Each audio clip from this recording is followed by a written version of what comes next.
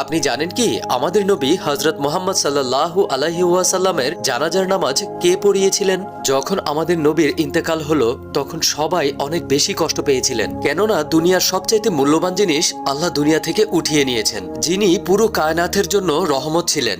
হযরত আলী রাদিয়াল্লাহু তাআলা আনহু আমাদের নবীকে গোসল করিয়েছিলেন। গোসল করানোর পর রাসূল সাল্লাল্লাহু আলাইহি ওয়াসাল্লামকে কাফনের কাপড় পরানো হয়, কিন্তু কোনো জানাজার নামাজ হয়নি, কেননা জানাজার নামাজ দোয়ায়ে মাগফিরাতের জন্য হয়। আমাদের নবী আর দুনিয়ার সব নবীরাই গুনাহমুক্ত ছিলেন, যার কারণে আমাদের নবী হযরত মুহাম্মদ সাল্লাল্লাহু আলাইহি ওয়াসাল্লামের জানাজার নামাজ পড়ানো হয়নি। সবাই আলাদা আলাদাভাবে দাঁড়িয়ে আপনার সামনে এসে দুরূদ শরীফ পড়তেন আর আপনাকে সালাম দিয়ে চলে যেতেন। আল্লাহ আমাদের স্বপ্নে যেন আমরা নবীকে দেখতে পারি সেই তৌফিক দান করুন। আমিন।